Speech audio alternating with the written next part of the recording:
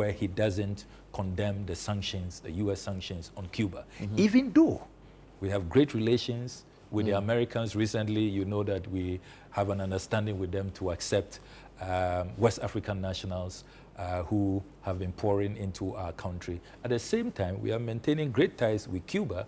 We're receiving a lot of Cuban medical doctors, the Cuban Medical Brigade. So we are a country that ought to be studied. How we are able to navigate since you brought the, I take that. And really since you brought the U.S. great relations. Prisoner issue, I listened to the president when he met us on the 10th, a week ago today, and he did admit that our relationship with the U.S., even though it was okay, was not necessarily at the best of places because of Mr. Trump's policies, his tariffs.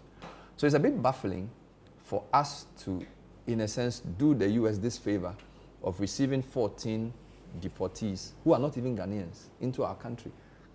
I mean, Mr. Trump hosted 5 African presidents in the second term. Mr. Mahama wasn't one of them. So I'm not sure Ghana and U.S. are as cozy as they probably were when Mr. Obama was president and Mahama was here. So why did we agree to this? So let's be clear. We didn't agree to this because we agree with President Trump's immigration policies. We are not doing the U.S. a favor. We are doing our fellow Africans a favor. We are offering them refuge. We are offering them succor. We are offering them hope. We want them to come back home and be comfortable. We solidarize with them when we see those images, the arrests, the violation of their rights, being detained against their will, and it's as though nobody wants to take them. So it was purely on humanitarian basis, and we have made clear that we did not accept any financial benefit whatsoever. We are doing this because we want to continue to position Ghana as that country which has always been the Mecca for Africans, for freedom fighters. We will avail ourselves to help fellow Africans in distress. So pardon my ignorance. So it is not about Fair enough, pardon my ignorance. If you have 14 Africans, 1 Nigerian, 13 Nigerians, 1 Gambian, why wouldn't their governments take them? Why do we have to take them?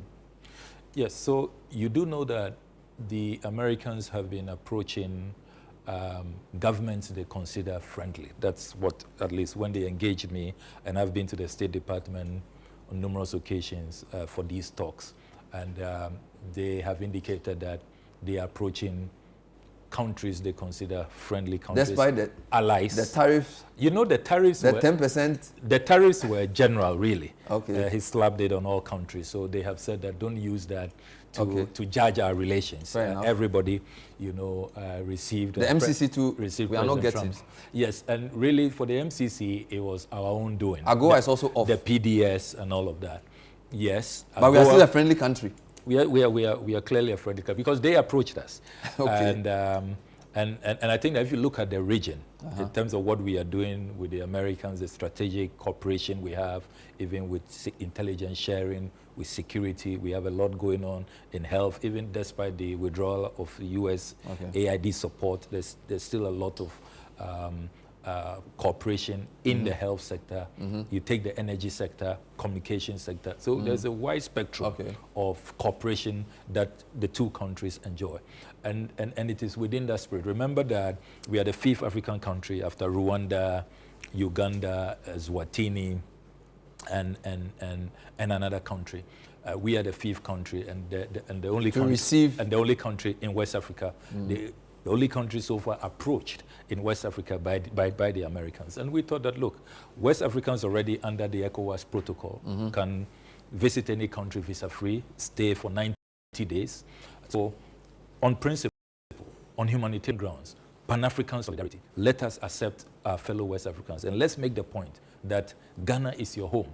We are not going to allow you to accept them to keep them here or accept them to send them back to their countries. So the choice is theirs, really. For 90 days, if they want to stay here, they can stay. But so far, all of them have indicated that they want to go back after some time, and we've been facilitating that. I can reveal to you that we are expecting another 40. Another 40? Another 40 in the next few days. Of which nationalities? West Africans. The understanding we have is that it will be West Africans. And don't forget that... Do you vet them before they come? Yes, we vet them. What caveats do you give the Americans? So we have said that... Who is not acceptable? Hardened criminals, convicted criminals. When the background check reveals that you've associated with terrorism, with violent extremism, you are a very violent person. You are on a certain Interpol wanted list for violent crimes, because we have the data. You will not be allowed in our country. So it's really people who probably why didn't you ratify the MoU with Parliament? Yes, so it's an MoU at this stage, just an understanding, and MoUs are not ratified.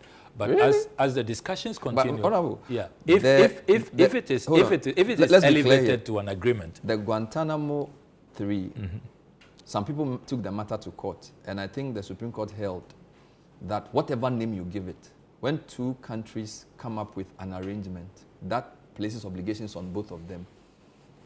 Whether you call it a treaty, a contract, it requires ratification. It was a majority decision. Only one person dissented. So I'm a bit surprised you're saying because an MoU, it means that it oughtn't have gone to Parliament. The judgment was very clear on the Guantanamo 3, that Article 75 was violated, which says international agreements must go through Parliament. And you are a 4th MP, so at least you could have gone to Parliament. And you have a massive majority. So what's the problem?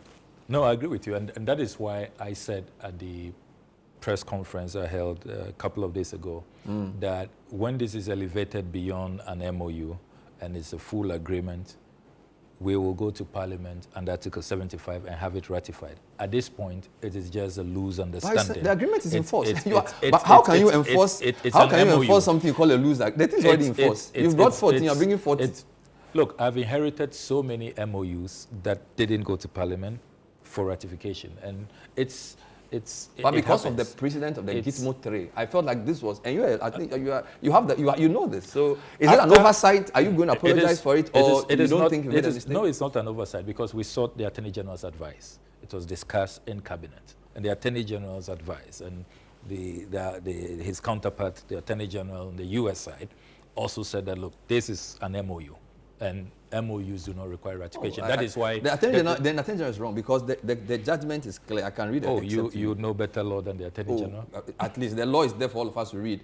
Unless the English reading of what the Supreme Court said is different. You see MoUs in that judgment?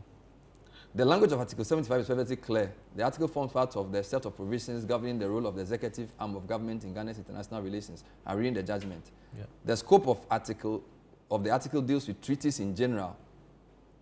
The side notes and the body of the text makes reference to treaties, agreements, and conventions. It is also clear that the instruments referred to relate to Ghana's international relations with other countries or groups of countries, and the article requires that such instruments must be ratified by Parliament.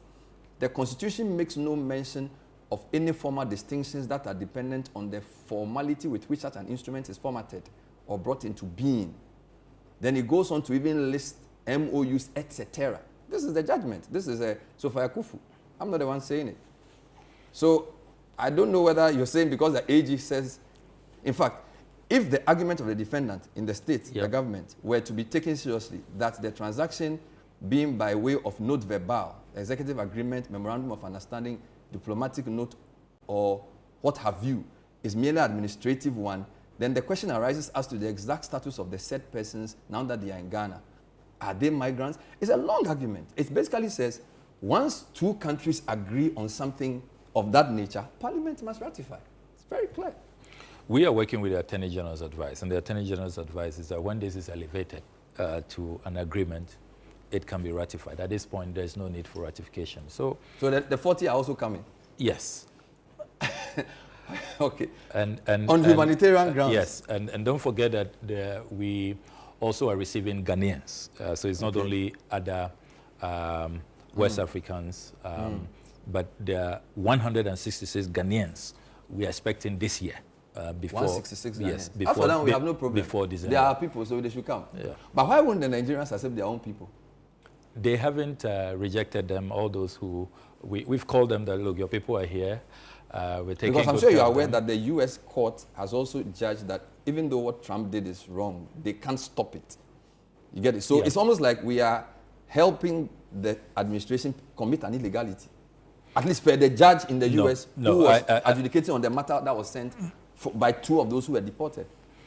Look, we have always been a Pan-African country.